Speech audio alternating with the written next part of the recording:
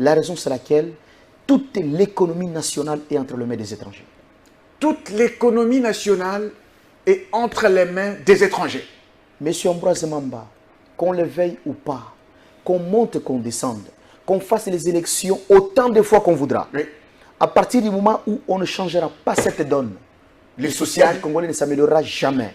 Et tous les Français qui seront développés sur vos plateaux de télévision ne seront que des Français inutiles et des Français sans valeur. Alors, si c'est cela la cause principale qui fait que les sociales, depuis Mobutu, Laurent Désiré Kabila, Joseph Kabila et maintenant Tshisekedi, que les sociales soient toujours au rabais, l'indépendance, ça signifie que si l'économie du pays est dans les mains des étrangers, quelqu'un, quelque part, a la responsabilité de changer la donne.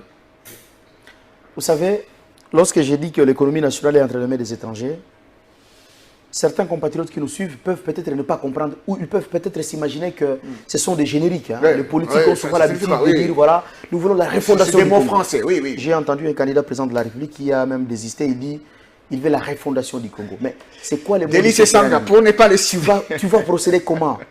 Alors, pour que les gens ne puissent pas dire que le professeur Ousseini dit que l'économie nationale est entre les mains des étrangers, mais il faut que j'apporte des preuves. Oui. Monsieur Ambroise Mamba Téné, je vais vous donner 3 exemples. Okay. Dans tous les pays du monde, le secteur qui finance les activités de développement, c'est le secteur bancaire. Oui. Ici au Congo, je ne peux pas dire que nous n'avons pas de banques. Nous avons des banques, mais curieusement, toutes les banques qui existent aujourd'hui en RDC appartiennent aux étrangers. Toutes les banques appartiennent aux étrangers. Aucune banque n'appartient aux Congolais, ni à l'État congolais, ni à nous les Congolais en tant que partenaires. Premier obstacle. Un obstacle. La banque qui a beaucoup d'argent en termes de chiffre d'affaires, s'appelle Equity Bank. Elle n'est pas la nôtre. Cette banque, avant, on l'appelait Procrédit. Mais elle est aujourd'hui la propriété des Kenyans. La deuxième banque, c'est la BCDC. Elle n'est pas une banque congolaise, même si elle a déjà fait plus de 100 ans au Congo. Cette banque, elle est propriétaire de la famille Forest. La même famille qui est aussi propriétaire de la compagnie de construction qu'on appelle Malta Forest. La troisième banque s'appelle la Rao Bank. Elle n'est pas non plus congolaise. Elle n'est pas la banque des Congolais. Parce que les propriétaires de cette banque, c'est la famille Raoudji. Et ils sont des Indiens. Et ce sont les enfants de M. Raoudji qui sont aussi les propriétaires de Marsavco. Ce sont les enfants de M. Raoudji qui sont aussi les propriétaires de la Beltesco. La 4e banque que nous avons dans ce pays s'appelle EcoBank. Et comment? Et elle n'est pas la nôtre, c'est la banque des Togolais. Les Togolais. La 5e banque s'appelle la BGFI Bank. Elle est sur le boulevard du 30 juin. Et elle n'est pas une banque de Congolais. Les propriétaires de cette banque sont des Gabonais. Et en diagonale de la BGFI Bank, il y a Afriland First Bank. Elle n'est pas non plus la banque des Congolais. Les propriétaires de cette banque, ce sont des Camerounais.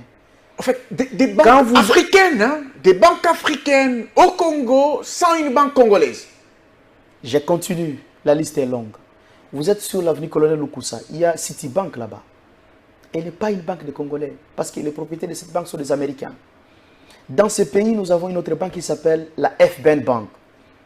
First Bank of Nigeria. C'est la banque du Nigeria. Dans ce pays, nous avons une banque qui s'appelle UBA. Les propriétaires de cette banque s'appellent M. Tony Elumelu. Il est nigérian. Dans ce pays, nous avons une banque qui s'appelle la BOA, Bank of Africa. Elle n'est pas une propriété des Congolais. Les propriétaires de cette banque sont des Nigérians. Dans ce pays, nous avons une banque qui s'appelle Sophie Bank. Les gens, les propriétaires de cette banque ont commencé d'abord par créer Sophicom, la compagnie de transfert d'argent. Mais quand ils ont gagné encore beaucoup d'argent au Congo, ils ont créé maintenant une banque qu'on appelle Sophie Bank. Et cette banque, les propriétaires de cette banque, ce sont les mêmes qui sont propriétaires des mines au Congo. Ce sont les mêmes qui sont les propriétaires de la compagnie Transgazelle, qui utilise des remorques pour aller à Matadi. Ce sont les mêmes qui sont propriétaires des Pains Victoire. Dans ces pays, nous avons une banque qui s'appelle Tembe. Et n'est pas une banque des Congolais. La Tembe signifie Trust Merchant Bank. Cette banque appartient à la famille Lévy et sont des Juifs. Dans ces pays, on vient de fermer une banque ici. Parce qu'elle a été mise en liquidation. Elle s'appelait BIAC. Elle n'était pas une banque des Congolais. Les propriétaires de cette banque, c'est la famille Blattner. Ils sont des Américains d'origine juive. C'est la même famille Blattner. S'il vous plaît, je termine. C'est cette même famille de Blattner qui est aussi propriétaire de la compagnie d'aviation qu'on appelle CAA. Parce qu'aujourd'hui au Congo, nous sommes restés avec 2 compagnies d'aviation.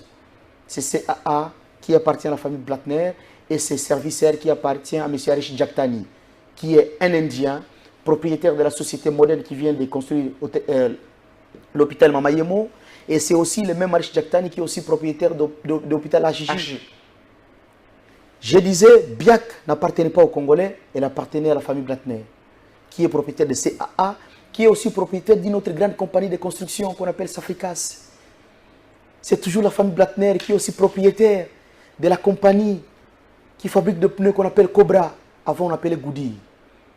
En termes de banque aujourd'hui au Congo, je n'ai pas oublié Standard Bank qui appartient aux Sud-Africains. Nous les Congolais, nous avons quoi? Zéro. Aucune banque. Aucune banque congolaise. Monsieur Ambroise Mamba, écoutez-moi très bien. Aucune banque qui opère aujourd'hui en République démocratique du Congo n'appartient aux Congolais. Aucune. Ni au gouvernement congolais, ni à nous les Congolais. Maintenant, la question que je vous pose, et je pose aussi à tous mes compatriotes, par quel miracle nous les Congolais alors, nous allons nous permettre de financer nos projets de développement? Par quel miracle nous allons financer nos projets qui vont améliorer les social, M. Ambroise Mamba? Impossible. Impossible. Je peux vous donner un exemple simple. La Turquie est un pays que je connais mieux.